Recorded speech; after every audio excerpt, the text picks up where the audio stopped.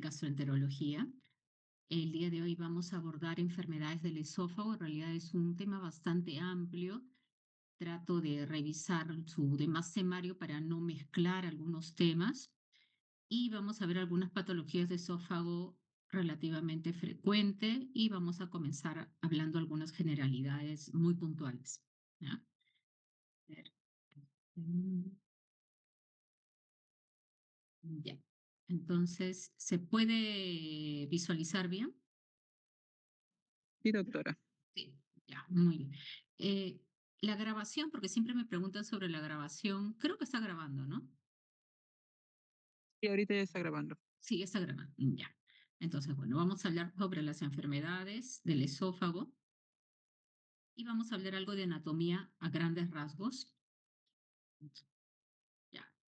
Bueno, en la anatomía lo que tenemos que saber que el esófago es un conducto, ¿no? Es un conducto, es un tubo muscular que más o menos en promedio tiene una longitud de 25 a 30 centímetros y esto va a variar de acuerdo al tamaño, a la altura del paciente, ¿no? La estatura del paciente. Inicia a nivel de la cervical 6 hasta la torácica 11. ¿Dónde está la cervical 6 o qué órgano se encuentra a nivel de ahí? Se encuentra el cricofaringio. Entonces inicia a nivel del cricofaringio y se extiende a la torácica 11, donde ya pasa el hiato diafragmático y se viene a cambiar el nombre, ¿no? O ya cambia, ya ingresa hacia el estómago. El diámetro más o menos es entre 2 y 3 centímetros. 2 centímetros, un diámetro anteroposterior y el diámetro lateral más o menos unos 3 centímetros. Que es importante saber las porciones. La porción cervical tiene tres porciones el esófago, la porción cervical, la porción torácica y la porción abdominal. La porción cervical que más o menos es en promedio 5 centímetros y usualmente va hacia aproximadamente donde convergen o antes del callado aórtico y la porción torácica el que llega hasta el hiato diafragmático. Como ven aquí, la porción torácica es la más larga, donde se va a sentar la mayoría de patologías, y la porción abdominal es bastante pequeña, solamente 3 centímetros, comienza a nivel del hiato crural del diafragma y se extiende hasta la unión esófago-gástrica.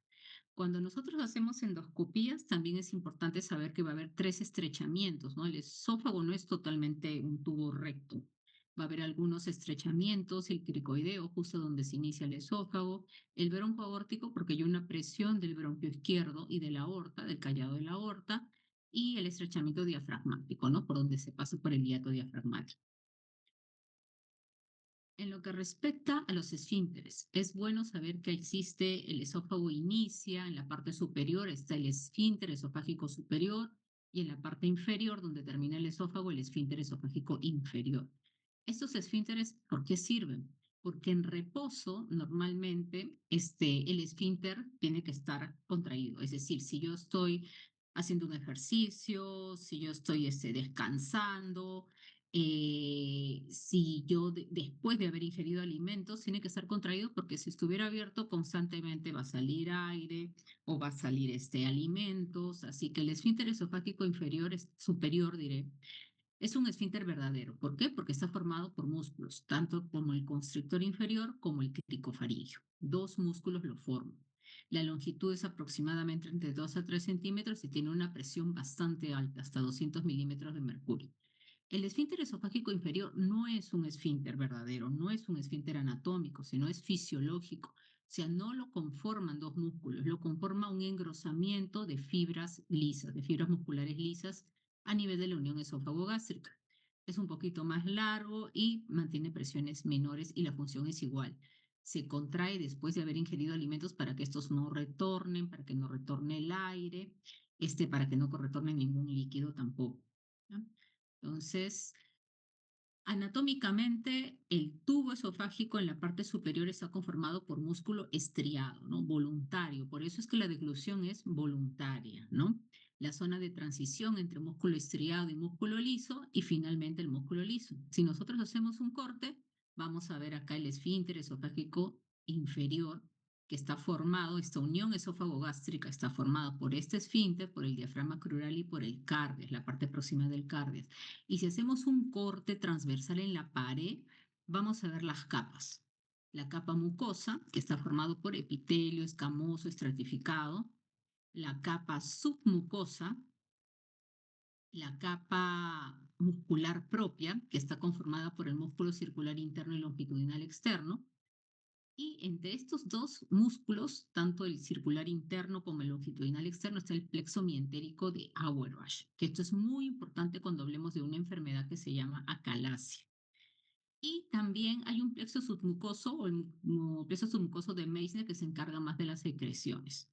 ¿Qué no tiene el esófago? No tiene serosa, o se describe que en la parte inferior hay muy poca serosa. ¿Qué pasa en un órgano que no hay serosa? Facilita la diseminación tanto de infecciones como de tumores. Es por ello que es importante ese dato de la ausencia de serosa. En lo que respecta a irrigación y drenaje venoso, vamos a ver qué es segmentario. Superior, medio, inferior. En el esófago superior está dado por las ramas de la arteria tiroidea inferior, en el esófago medio por las arterias esofágicas medias, intercostales que vienen de la aorta, y el esófago inferior por las arterias esofágicas inferiores. El drenaje venoso en la parte superior va a desembocar en la vena cava superior, en la parte media en la vena ácido y en la parte inferior al sistema de la vena porta. Así que tanto la irrigación arterial como el drenaje venoso son por segmentos.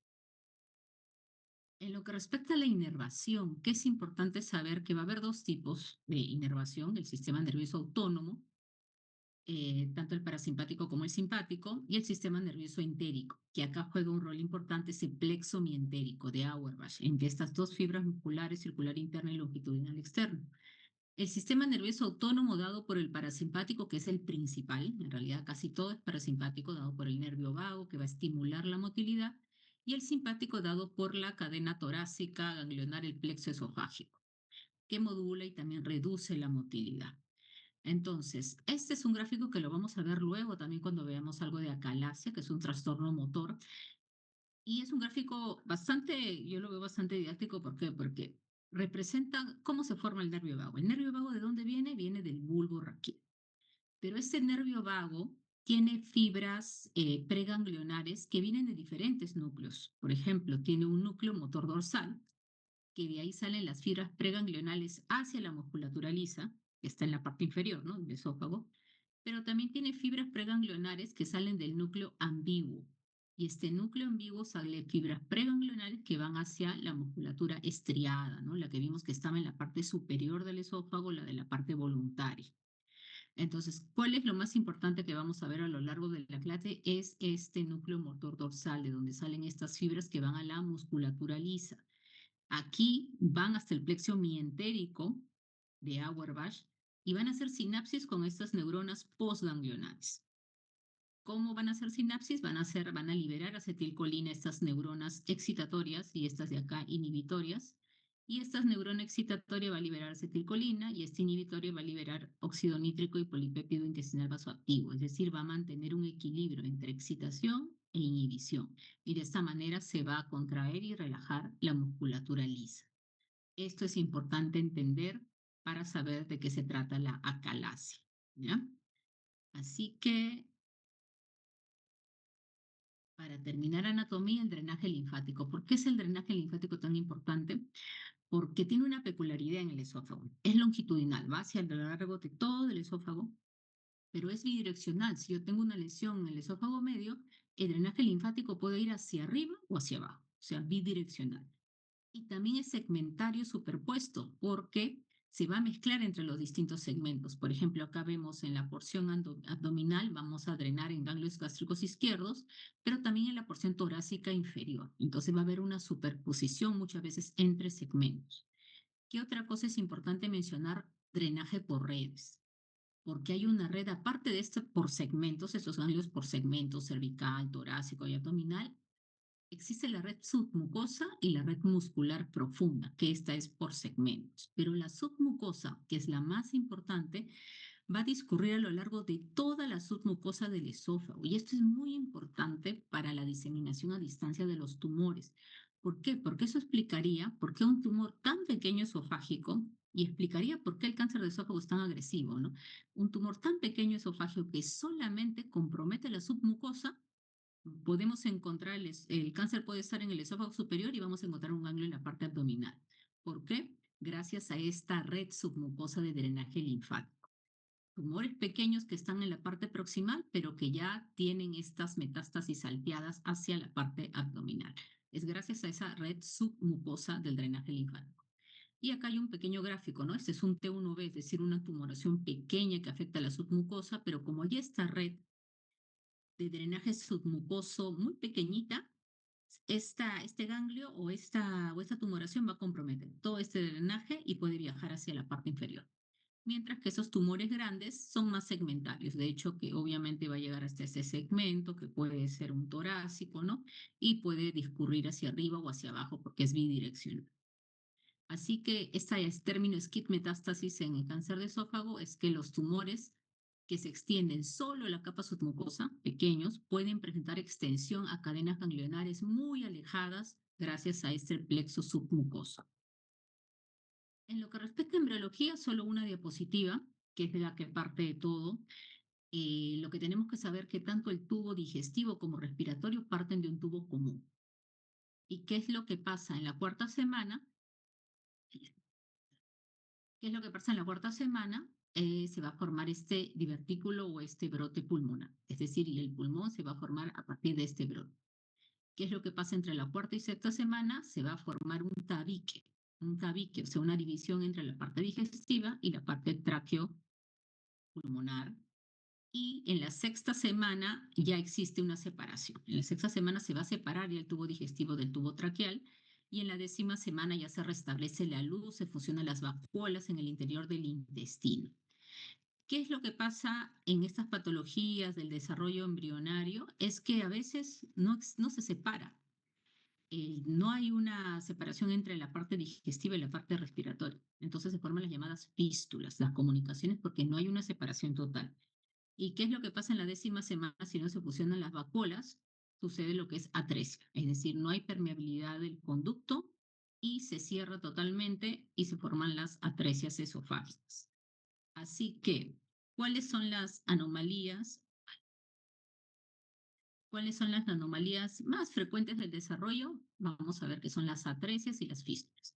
Y solo para que ustedes sepan, la más frecuente, que es pregunta inclusive de residentado, es una pregunta típica porque vemos que el 86% de estas atresias y fístulas son las del tipo C, que es una atresia esofágica. Como ven acá, no ha habido una permeabilización de la luz, así que está cerrado acá el esófago, con una fístula traqueosofágica distal, es decir, el esófago distal se comunica con la tráquea. Esta es la patología más frecuente de atresia y fístula, se podría decir embrionaria, ¿no? Del desarrollo. Las demás ya son menos frecuentes. ¿Cómo se diagnostica? Vamos a ver con una radiografía, con contraste usualmente, y el tratamiento es quirúrgico. Obviamente, esto se diagnostica al nacer. ¿Qué síntomas creen que va a presentar ese bebé, ese niñito recién nacido? Si tiene una atresia esofágica, obviamente que no va a poder deglutir nada, o sea, va a tomar la leche, va a lactar y lo va a botar todo, va a tener vómitos persistentes. Y aparte de los vómitos persistentes, va a haber una hinchazón de la barriguita. ¿Por qué? Porque todo el aire que ingresa por la nariz, que va a la tráquea, va a ingresar también al estómago. Así que va a ser un niñito que vomita mucho y barrigoncito porque va a estar lleno de aire. Entonces, esto lo vamos a ver acá. Este niño con una sondita se le pasa yodo y se ve que el contraste, una sondita por la parte del esófago se introduce, ¿no? O sea, de la naricita hasta el esófago, y se pasa el contraste y no pasa. Con esto ya se hace el diagnóstico de atresia, pero ustedes saben que puede ir acompañado de una fístula. ¿Cómo sabemos si tiene fístula o no? Al menos fístula superior no tiene, no hay una comunicación acá, pero hay aire. Entonces, si no hay una comunicación hasta el estómago, ¿cómo entra ese aire? Por una fístula traqueoesofágica, ¿no? Porque una fístula en la parte inferior. Entonces, esta es una atresia esofágica con fístula traqueoesofágica distal, porque no tendría por qué tener aire si es que no hay ninguna comunicación con la parte superior, ¿no? ¿Qué otra patología del desarrollo también se ve? Esta, que son las disfagias lusorias, que es una arteria subclavia derecha aberrante. ¿Qué es lo que hace esta arteria aberrante? Comprime la pared del esófago. Y en un bebé, en un niño, como el cartílago, mejor dicho, la tráquea es cartílago, es bastante blando, puede inclusive presentar hasta problemas respiratorios. En un adulto, que esto ya está más, esta tráquea ya no está tan blanda, sino más cartilaginosa, dura, más se va a producir disfagia. Pero en la mayoría el tratamiento es conservador, no se hace ningún tipo de tratamiento y acá se puede ver en la radiografía esta arteria que comprime el esófago y puede producir disfagia, dificultad para el pasaje de los alimentos y que va a ser usualmente leve, que puede ser por momentos sí, por momentos no, y que muchas veces con un buen hábito alimentario, buena masticación, puede disminuir bastante los síntomas y no va a requerir de cirugía. Un mínimo de pacientes requiere cirugía.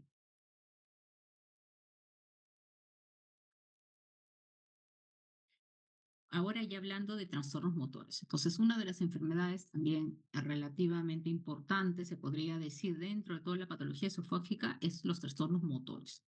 Vamos a hablar solo de uno, que es el más importante, que es la acalasia. Entonces, ¿qué es la acalasia? La acalasia viene de la palabra griega calasis, que significa imposibilidad para relajarse. Es un trastorno motor primario de causa desconocida. ¿Y cuál es la causa? Vamos a ver que hay una degeneración del plexo mientérico, o sea, de estas neuronas postganglionares, que han hecho sinapsis ahí en el plexo mientérico. Y esta degeneración de estas neuronas hace que el esfínter esofágico inferior no se relaje y haya una ausencia de la peristalsis esofágica, es decir, que el esófago no se contraiga. Tanto en hombres como mujeres es igual y la edad en promedio más o menos es 50 años. Y este gráfico ya les había traído, ¿se acuerdan que les comenté que de nuevo lo íbamos a ver? Entonces, del núcleo motor dorsal salen las fibras preganglionares que van a ir hasta el plexo mientérico y van a hacer sinapsis con estas neuronas postganglionares. ¿Qué es lo que pasa en ese plexo mientérico? Hay células o neuronas tanto excitatorias como inhibitorias y va a haber un equilibrio entre los dos, ¿no? Unas liberan acetilcolina, que estimula el músculo liso, y la otra libera óxido nítrico y polipéptido intestinal vasoactivo, que relaja el músculo liso, de tal manera va a haber un equilibrio entre los dos. Pero, ¿qué pasa en un paciente con acalasia? En un paciente con acalasia se demuestra la alteración estimulando estas fibras nerviosas con colecistoquinina. En un paciente normal, acá tenemos la fibra preganglionar, la fibra postganglionar, acá están haciendo sinapsis. Si yo inyecto colecistoquinina, que es un estimulante, ¿qué va a hacer la neurona? Va a tratar de contrarrestar ese desequilibrio y estas neuronas inhibitorias van a comenzar a producir más óxido nítrico, polipéptido intestinal vasoactivo para relajar al músculo liso y de esta manera se equilibra. Pero en un paciente con acalasia, si yo le pongo colecistoquinina, como hay una degeneración neuronal, una pérdida de estas neuronas, no hay quien haga equilibrio, así que este músculo se va a contraer, no se va a relajar. Por ende, el esfínter esofágico inferior y el paciente no va a poder ingerir sus alimentos o pasar los alimentos al estómago, ¿no? Entonces, la acalasia es esta pérdida selectiva, pero de las neuronas inhibitorias, ¿no? Las que ayudan a relajar el esfínter esofágico inferior, lo que conlleva que haya una contracción persistente, el esfínter no se relaja y por otro lado también hay una ausencia de la peristalsis, del movimiento del esófago. Con el tiempo, ¿qué es lo que se logra? Que hay una obstrucción, se comporta como una obstrucción, el músculo no se relaja, la comida se estanca, se produce una pseudoobstrucción y dilatación del esófago. Y de ahí vamos a ver los cambios típicos de ese esófago dilatado. Entonces, ¿por qué se dañan estas neuronas inhibitorias? Ya sabemos que la causa es este daño de estas neuronas, pero ¿por qué se dañan? Hay que saber que hay una acalasia primaria idiopática y una secundaria.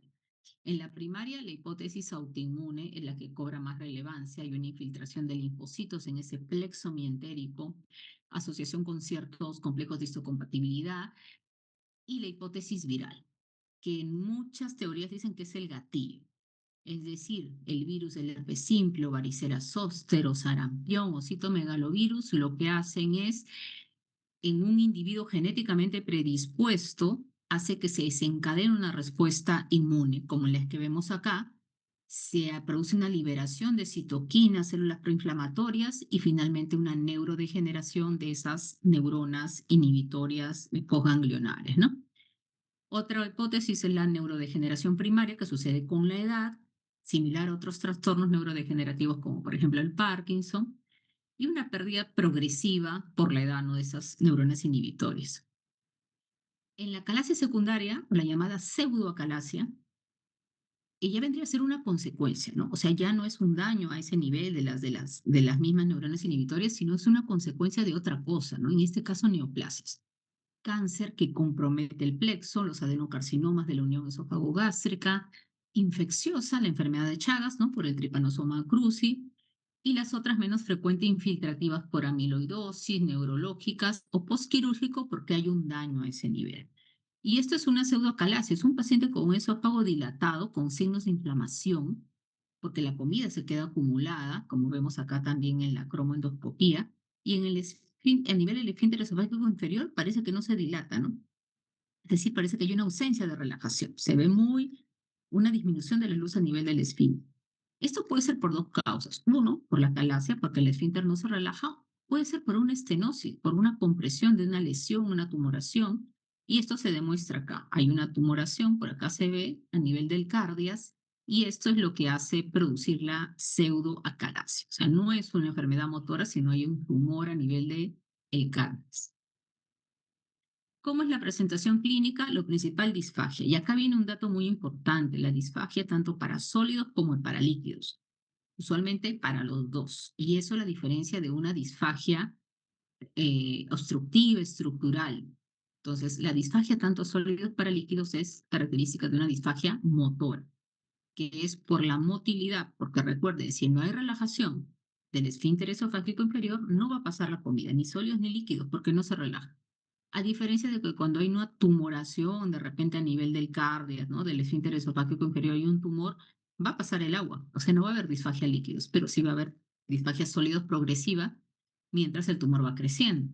Otro síntoma, la regurgitación, pérdida de peso, el dolor torácico porque hay una acumulación de alimentos, pirosis, el ardor y tos nocturna por el flujo que se produce, ¿no? La regurgitación, reflujo está mal el término, la regurgitación, porque reflujo vendría a ser el contenido del estómago hacia arriba. Y recuerden que no puede haber contenido del estómago hacia arriba porque el esfínter no se relaja. Así que contenido del estómago no hay, ¿no? Es todo el contenido acumulado del esófago. Entonces, si la disfagia desde el inicio es a sólidos y líquidos, lo más probable es que el problema sea motor. ¿Y cómo se diagnostica? Antiguamente lo que más se pedía es una radiografía, ¿no? Radiografía de esófago contrastada, de esofagograma. En la actualidad ya está diagnosticándose más por endoscopía, usualmente, pero la radiografía todavía ayuda bastante, sobre todo a planificar el tratamiento. Entonces, si en una radiografía, ¿qué es lo que voy a ver? Que el esófago está dilatado, que el contraste no pasa, se demora en pasar el contraste, se queda acumulado y que hay contracciones no peristálticas o no hay contracciones. Esta es una calasia un poco más leve que esta. Esta también es una calasia, la que está en el lado derecho, pero miren cómo está ya demasiado dilatado e inclusive parece como si fuera un colon sigmoides, hay cierta angulación inclusive del mismo esófago, ha perdido totalmente su forma, ya no es un conducto así, un tubo recto, ¿no? Ya es angulado. Y este es el signo característico del megaesófago o pico de pájaro que se le llama de la calasia. Este es un esofagograma minutado que ayuda sobre todo a ver la respuesta al tratamiento, ¿no? Al minuto se toma la altura de la columna de vario y se va midiendo a los 2 minutos, 5 minutos, cuánto baja el vario. Y esto se puede hacer después del tratamiento para ver qué tan buena es la respuesta al tratamiento, el esofagograma minutado. Y la endoscopia. La endoscopia debe realizarse en todos los pacientes con disfagia. ¿Y por qué es tan importante? Porque permite excluir causas orgánicas, es decir, cáncer, que no se trate de una pseudocalasia. Recuerden que el tiempo o la edad promedio es 50 años. Es decir, la misma edad también que se producen los cánceres de esófago. Así que uno de los principales diagnósticos diferenciales de la calasia es un cáncer de esófago. Así que siempre hay que hacer una endoscopia.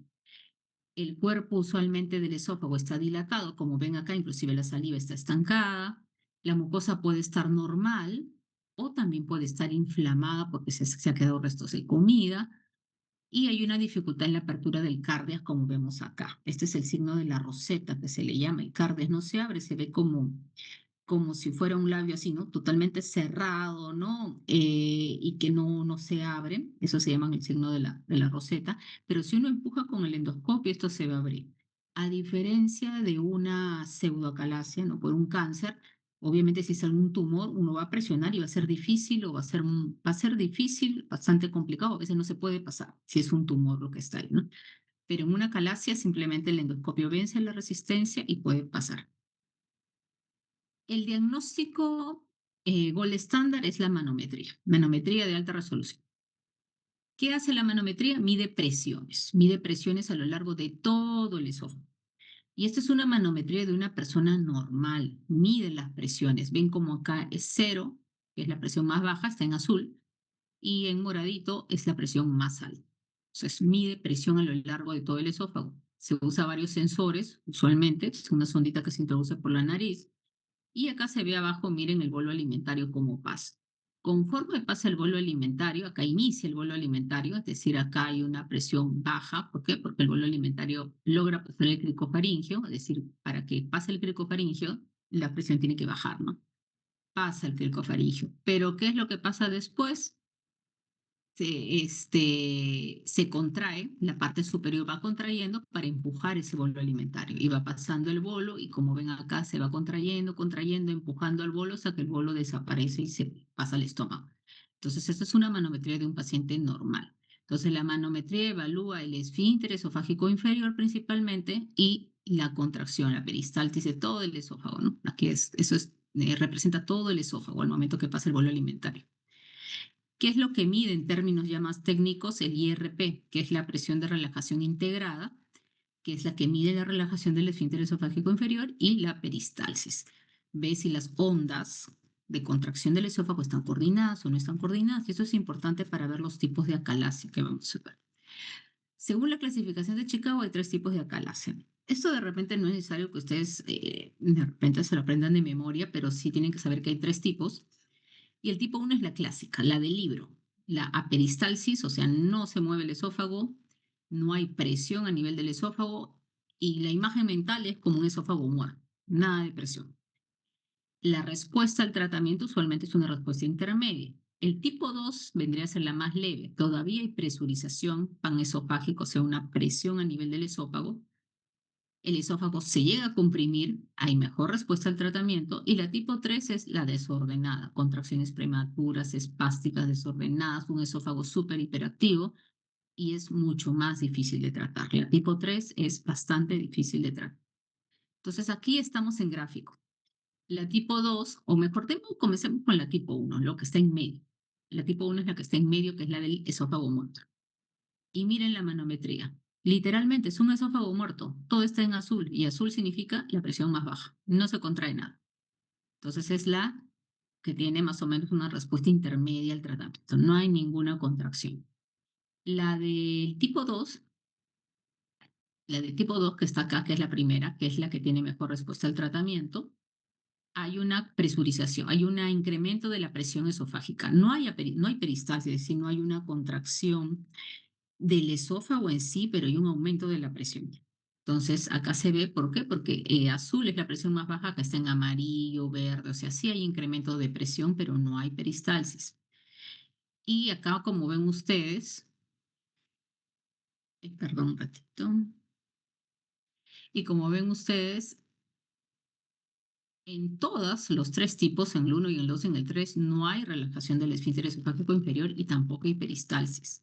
Lo que lo diferencia es la presión del esófago. Acá vemos que hay presión. Acá vemos que en la tipo 1, que es el esófago muerto, que no hay presión. Aquí está la imagen típica del pico de pájaro. Y esta es la 3, y la que tiene peor respuesta, en donde son las contracciones espásticas desordenadas, como ven acá, miren un incremento, está en rojo, o sea, en máxima presión, pero totalmente desordenado, sin seguir ninguna secuencia. ¿No? Entonces, esta es la clasificación de Chicago. Ahora, el tratamiento de acalasia, ¿cuáles son las opciones principales? Dilatación, es decir, se pasa acá un balón, como ven acá una guía, un balón que rompe las fibras musculares. La miotomía de Heller, que es quirúrgico, se corta la musculatura a nivel del esfínter esofágico inferior por cirugía, y la miotomía endoscópica peroral o POEM, que es esta de acá. Es un gráfico pequeño y que últimamente es la que más está en boga, ¿no? Acá este plomo es el endoscopio. Lo que hacen es inyectar cloruro en la capa submucosa y lo hinchan como si fuera un abo o un edema. se hincha, se inyecta y por ese abón lo que hacen comienzan a cortar, como si fuera un túnel, y comienzan a ingresar, ¿no? Esta es la luz del esófago, ¿no? Comienzan a ingresar por el túnel hasta llegar hasta la circular interna y cortan la circular interna, luego retiran el endoscopio y cierran ese túnel con clips. Este es el POEM, tiene muy buenos resultados y es mucho más conservador que una cirugía. Otras opciones, farmacoterapia, toxina botulínica, que es temporal, ya no se usa en la actualidad. Muy raro que se use quizás en pacientes muy seleccionados, con mucho riesgo para procedimientos quirúrgicos o endoscopía, pero en realidad es raro. Es muy raro que un paciente no tenga un riesgo alto para un procedimiento endoscópico, ¿no? O sea, se hacen en pacientes ancianos el POE, la miotomía endoscópica peroral. Así que estas opciones farmacológicas, como son muy temporales, por eso es que ya no se usan hoy en día. A ver, acá vemos lo que les decía, el desafagograma se ve preterapia, antes, en el momento del diagnóstico, cómo no baja el vario, y posterapia, cómo va bajando el vario. La columna de vario hasta que ya desaparece el vario acá. ¿Cuáles son las complicaciones de la calasia? Como la comida se queda retenida, no pasa, uno, que el esófago se ensancha, se inflama el esófago y ese contenido se puede ir a la vía respiratoria, porque como no pasa, se queda atorado, el paciente se echa o tose, se aspira y a largo plazo el carcinoma esofágico o cáncer escamoso o epidermoide de esófago, ¿no? Ese es el riesgo a largo plazo. Entonces, ese es un algoritmo para el manejo de acalasia. Si yo sospecho acalasia, tengo que descartar que no se trate de una pseudoacalasia. Por eso hay que hacer siempre endoscopía. Luego, que yo descarto que es pseudocalasia, que no es cáncer, tengo que hacer el gol estándar, la manometría de alta resolución. Veo si este paciente tiene un alto riesgo quirúrgico, farmacológico o toxina botulínica, pero en realidad eso ya entre comillas, porque podría ir a endoscopía, hay que hacer una evaluación muy individualizada. Y si tiene bajo riesgo, va a depender del tipo de Chicago. Ese es el tipo 3, el peor, idealmente POE.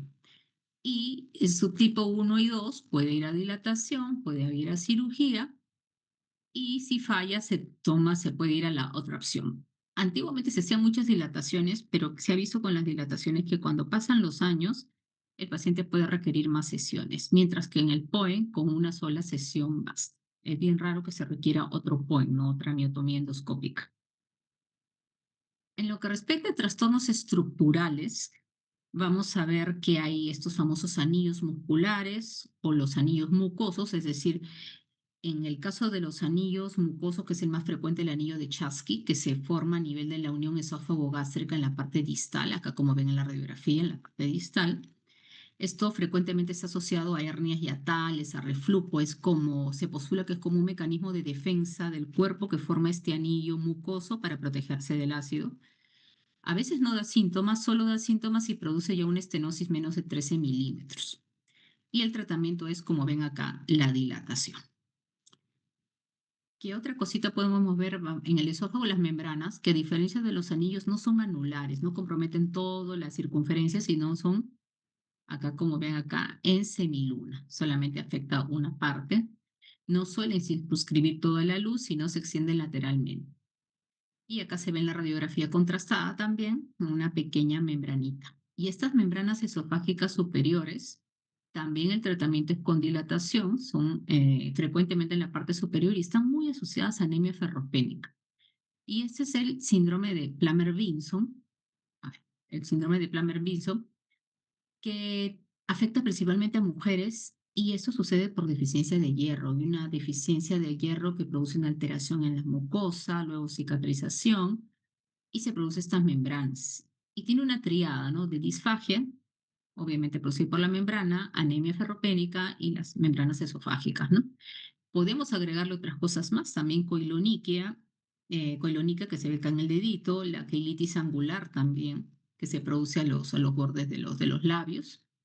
Y es importante el síndrome de Plummer-Vinson, ¿por qué? Porque este síndrome es un factor de riesgo también para cáncer de esófago, para el tipo escamoso epidermoide.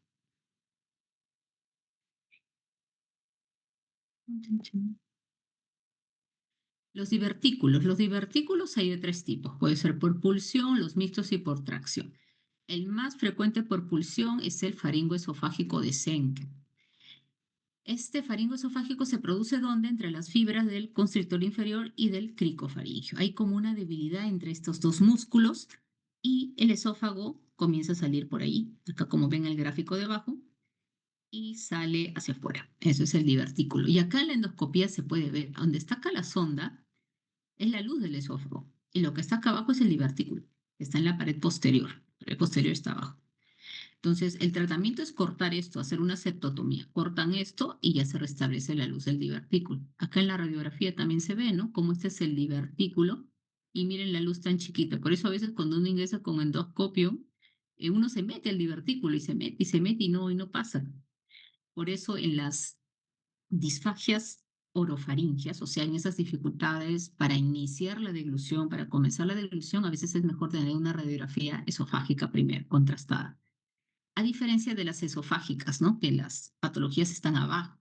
Pero cuando es orofaringe, a veces hacer primero una endoscopía es perder porque no pasa y no tenemos diagnóstico. Entonces, en estos casos de disfagias orofaringias es más rentable pedir primero una radiografía contrastada. Los mixtos, que son a nivel del esófago distal, suelen asociarse a problemas motores, de contracción, relajación, y los de tracción son por lesiones inflamatorias. Esto es típico, estos divertículos por tracción medio esofágico en las lesiones por tuberculosis.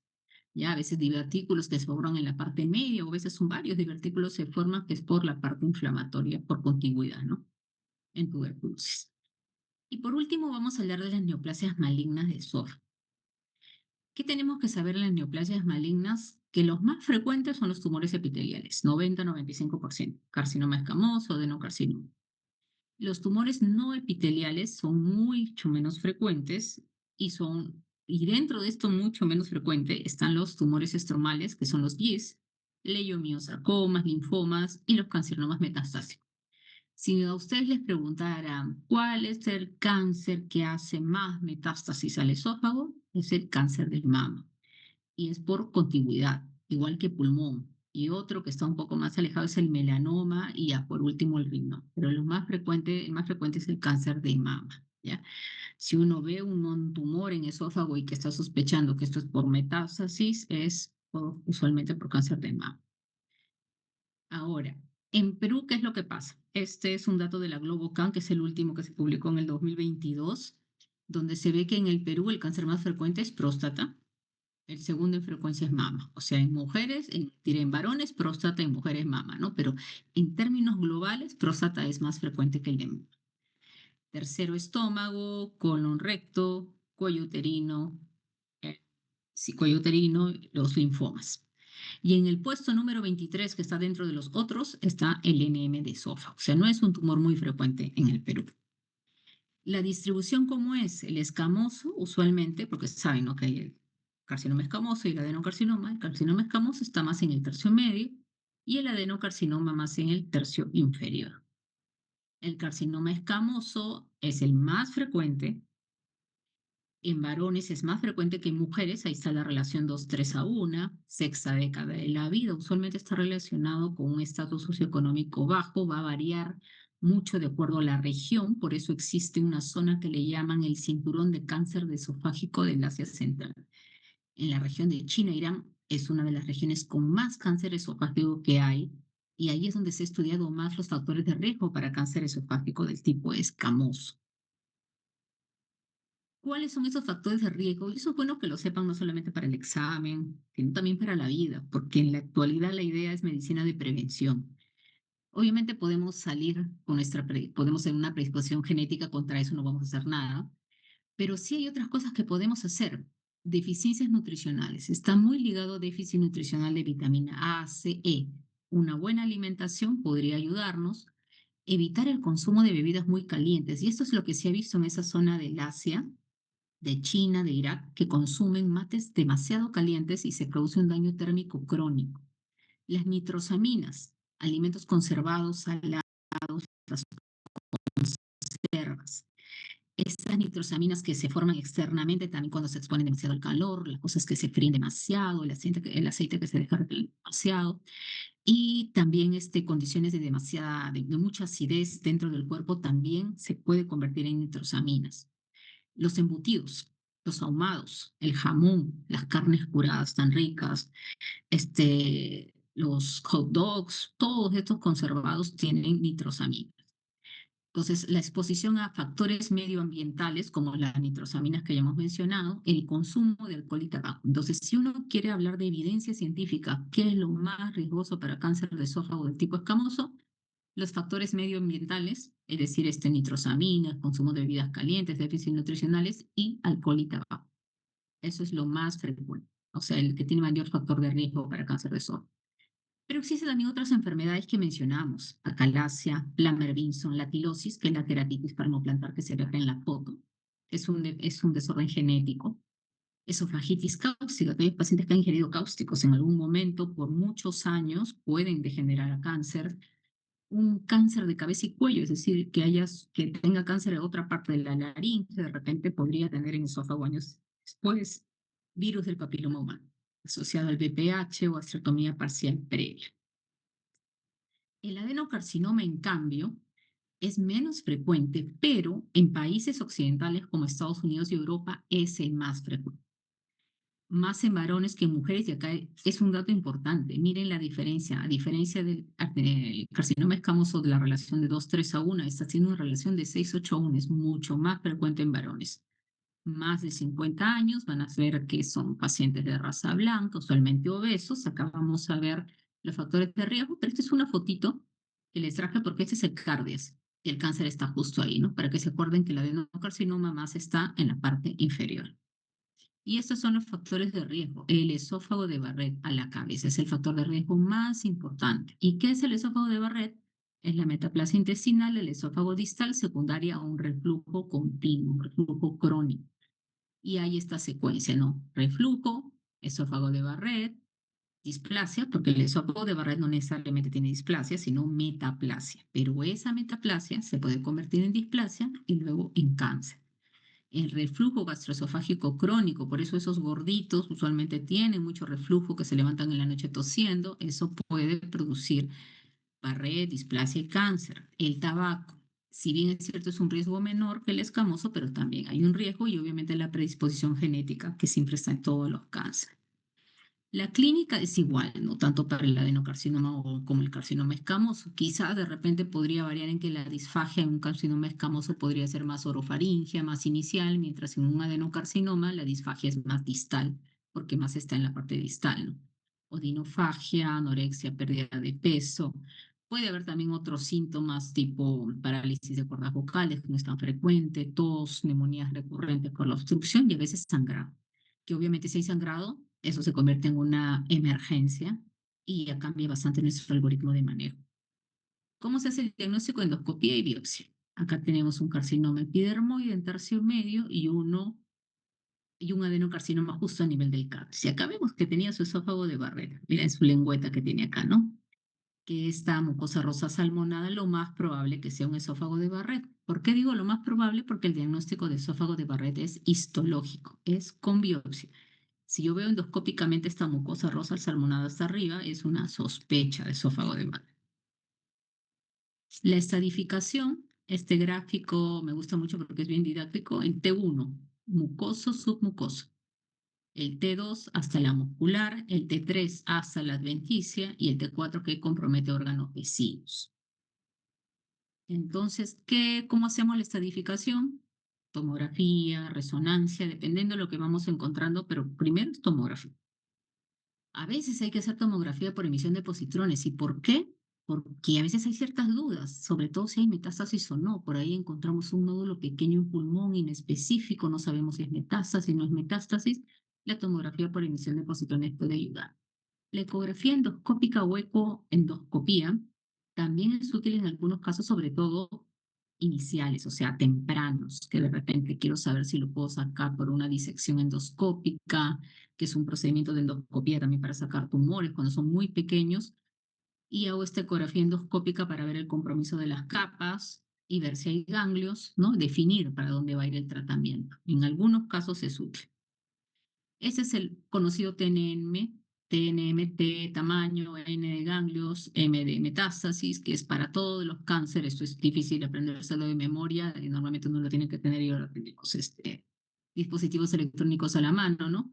Pero es importante al final en todos los cánceres tenemos que hacer el TNM y ver el estadio clínico. Y este es el estadio clínico, ¿no? Si es 0, 1, 2, 3, 4A, 4B, porque de acuerdo al estadio clínico está el tratamiento, que se le va a dar de tratamiento al paciente. Por eso es tan importante ver hasta qué capa compromete, y eso lo vamos a ver por imágenes, y también los ganglios por imágenes, y de ahí sacar el estadio clínico del paciente. Así que el tratamiento puede ser endoscopía, cuando está limitado la intramucosa, cirugía, y a veces paliativos o a veces radioquimioterapia, que le llaman neoadyuvante, es decir, hacer una quimio, una radio para reducir el tumor y que luego el paciente vaya a una cirugía. Eso se llama neoadyuvancia. Y este es el algoritmo final de los tumores. Endoscopía usualmente, biopsia, hago una tomografía para hacer el estadiaje. Si hay una duda, hago un PTC, que es la tomografía por emisión de positrones. Y aquí veo, ¿no? Si es una enfermedad precoz, es decir, veo que solamente está invadiendo hasta la muscular, no hay ganglios, entonces digo, uy, esto es muy pequeño, de repente podría sacarlo por endoscopía, entonces hay que hacer una ecoendoscopía. En la ecoendoscopía ya veo si es en un T1A, si es intramucoso, se puede hacer una resección endoscópica. Pero si ya abarca la submucosa, la muscular, ese paciente va a cirugía, pero también es curativo. Pero si ya compromete la adventicia, entonces si hay algún ganglio, va a neoadyuvancia, es decir, quimio-radioterapia. Un tiempo y luego se reevalúa. Se reevalúa, de repente disminuyó el tamaño del tumor, va a cirugía. Pero a veces, lamentablemente, nos encontramos con pacientes que en ese intervalo hacen metástasis, así que ya solamente sería un tratamiento paliativo, quimio-radioterapia paliativo, no hay que reestadiar acá. Pero en un inicio también ya podemos ver que hay ganglios, el paciente va a una quimio-radioterapia definitiva, normalmente si hay ganglios, mejor dicho, puede ir a neoadyuvancia si es que hay ganglios, pero todavía llega a la parte del músculo. Pero si vemos que ya compromete un órgano, quimio-radio definitiva, ya no va a cirugía, ¿no? Y obviamente si vemos metástasis, solamente tratamiento paliativo. Así que todo va a depender más del tamaño del tumor, de la existencia de ganglios, sobre todo del tamaño, porque si es muy pequeño puede ir a endoscopía. Si afecta a la muscular puede ir a cirugía, pero si ya compromete algún órgano ya es quimio-radio definitiva. Entonces, acá les traje un caso clínico, es difícil que puedan participar de repente, pero a ver, vamos a ver, miren, de lo que hemos visto, ya para terminar. Varón de 45 años, sano, sin ningún antecedente, y hace 8 meses disfagia sólidos y líquidos progresivo, es decir, tanto sólidos a líquidos que está aumentando. Regurgita los alimentos, por la noche tose y ha perdido peso 6 kilos. Entonces, ¿qué tipo de disfagia es más probable? ¿Mecánica o motora, según lo que hemos visto en la teoría? Motora, Estefano, motora, motora, ¿no? No sé si coinciden todos, pero he visto, Sí, motora. está bien, así es, motora, ¿no? Entonces, eso es importante que sepan, porque la parte clínica, esa pregunta que ustedes le van a hacer al paciente es muy importante. Ahora, no todos los pacientes nos van a decir lo que queremos, ¿no? Hay pacientes que uno les induce y les pregunta y no te dan el dato, ¿no? Entonces, y hay esa calacia, pero el paciente te dice, no, primero a sólido, después a líquidos, ¿no? Pero ya más o menos uno, ¿cuál la idea es esa, ¿no? Preguntarle, ¿no? Si esto es a los dos, porque cuando es estructural, o sea, mecánica, de verdad que la disfagia a sólidos es bien marcada. El paciente te dice, inclusive comía licuado, mazamorra normal, te dice, pero no podía comer sólidos. Entonces, si es más motora, ay, chin, chin, ¿cuál es el diagnóstico más probable? Acalasia.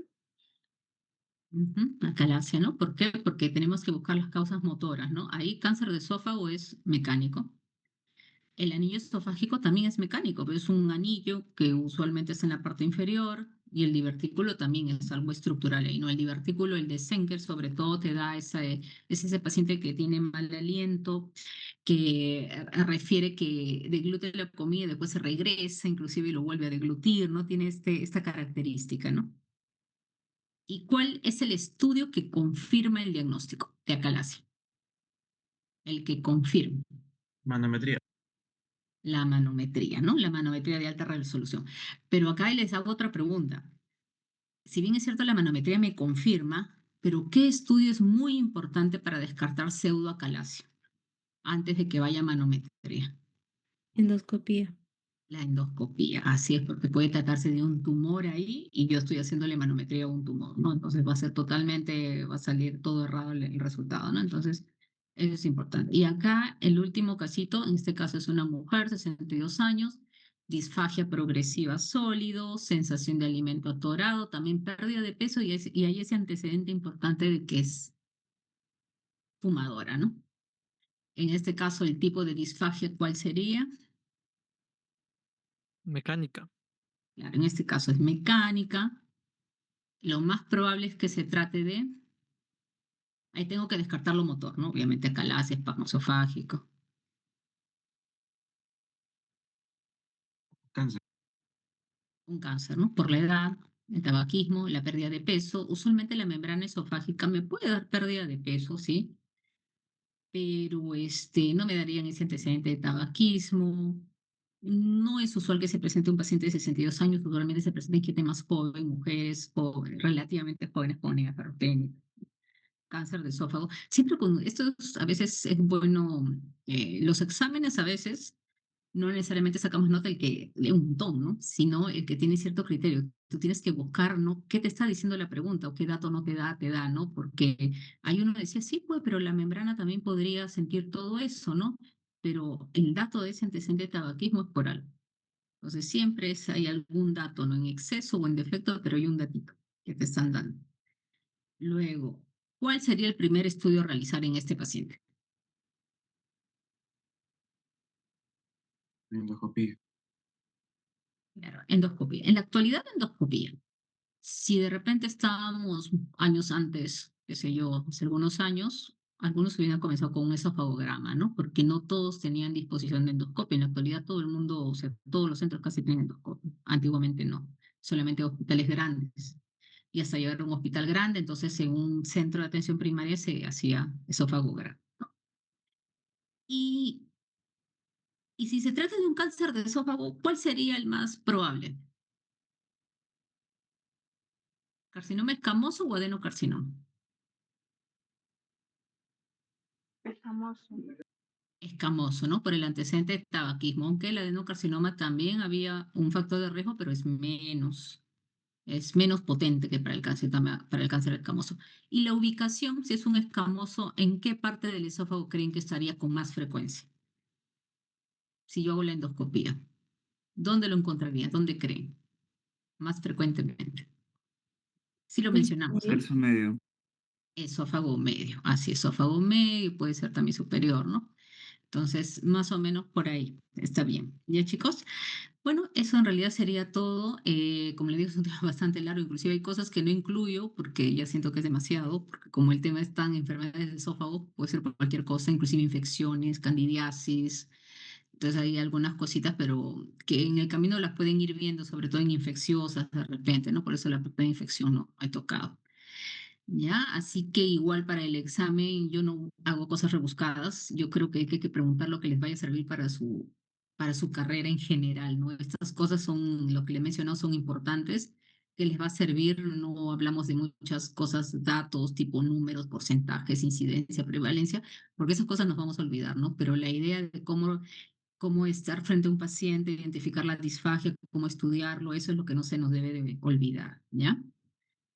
Así que si no hay alguna pregunta, bueno, esto ya no lo puse porque ya era mucho. Si no hay preguntas y me dicen si yo tengo que poner para dejar de grabar, ¿dónde se pone?